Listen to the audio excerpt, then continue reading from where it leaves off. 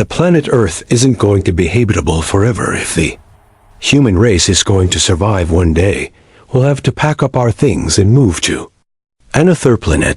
It sounds easy until you realize the vastness of space and even how big our solar system is. No matter where we're going in space, we need to travel fast, and not just at the speed of light.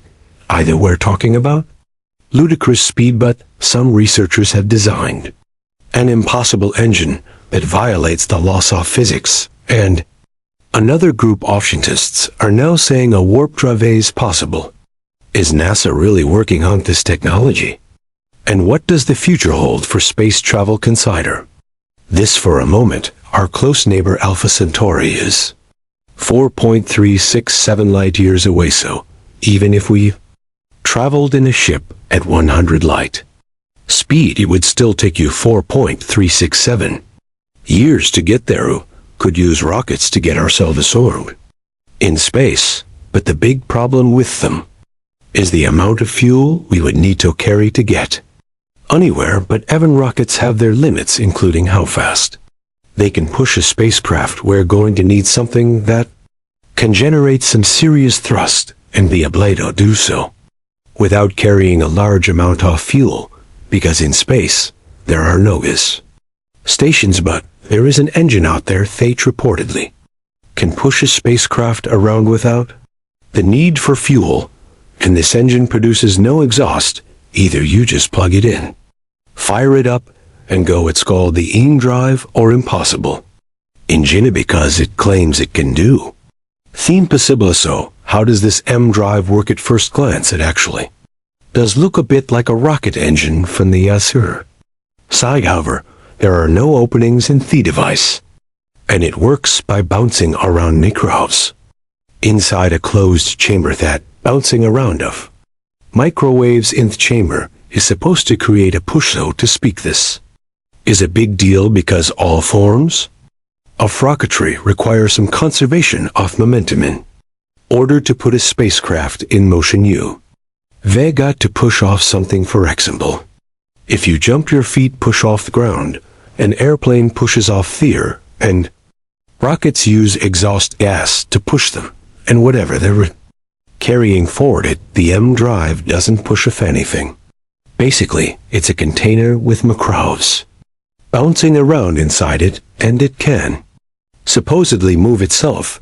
Now you understand why this is called an impossible engine. Explanations for how this thing works goes past our current understanding of physics. Nobody really knows how it's supposed to work. It could turn out that our understanding of physics is broken, or perhaps the testing of this device will give us some brand new physics. The M-Drive concept came to life in 2001, and there have been some research groups that claim they've measured a net force coming from their device. However, what they're measuring is an incredibly small effect, so small it couldn't move a piece of paper. So what we have after nearly 20 years is a bunch of experiments that haven't delivered something worth talking about, or any explanation of how they work. Some experts say that this drive will never work, and all projects will likely be a waste of time and money. It's possible that our understanding of physics, or new physics not yet discovered, could make this thing work. But there are other space engines out there that people said would never work, and they sprang to life. We're talking about the ion drive, something that was only thought possible in science fiction. When this was first imagined, and when people first heard about a real ion drive, they also thought it would never produce enough power to move a small spacecraft. But the ion drive really does work, and in 2016 NASA awarded the California-based company Aerojet $67 million to design, build, and test an advanced and super-efficient solar electric propulsion system, or SCP for short. They also call this driver Hall effect thruster. That is propellant accelerated by an electric field. Ion drive works first by converting solar power to electricity. That electricity is used to accelerate ions out of a nozzle, which in turn generate a thrust. It turns out that engineers have been developing SCP technology for more than half a century, and there are ion thrusters on multiple spacecraft, including NASA's Dawn probe, which is now orbiting the dwarf planet. Serious, there are plans to use the SCP drive for missions to Mars, but the issue with Theon drive is that it transfers a very small amount of momentum to the spacecraft. But while ion drives are slow, they're among the most fuel-efficient of all spacecraft propulsion methods. Right now, NASA is using a high-power electric propulsion system for the Lunar Gateway, an outpost that will orbit the Moon in April 2021. NASA fired up the Ron thruster system, which is about 30% more powerful than previous designs, but NASA started to look at another means of getting spacecraft quickly to their destination: nuclear pulse propulsion. Around the same time, fat nuclear jet engines were being developed for bombers. There's been some interest in using nuclear reactors to power spacecraft. Thing is that they can survive the cold, dark regions of space without requiring any sunlight, and they're also reliable. The Zeus reactor is designed to last 10 to 12 years, and it could propel spacecraft to other planets in less time, but there are some problems with this propulsion system too. Only fuel like highly enriched uranium can withstand on nuclear reactors extremely high temperatures, and that doesn't make them safe to use. But there is another blow to this type of propulsion system, because the US recently prohibited the use of highly enriched uranium to propel objects in space. If another safe means was possible right now, Russia is planning to launch a nuclear-powered spacecraft that will travel from the Moon, Venus, and then to Jupiter's cosmos. Said that its space tug will launch in 2030. The energy module that will power this spacecraft is called Zeus, basically a mobile nuclear power plant, and is designed to produce enough power to push heavy cargo through space. Right now, it would take more than 3 years to make a round-trip visit to Mars, but NASA figures that a nuclear-powered spacecraft can cut a year off that time. NASA wants to integrate a 10-kilowatt nuclear power plant with a lunar lander and put it on the Moon as early as 2027. The USA has never put a nuclear reactor into space.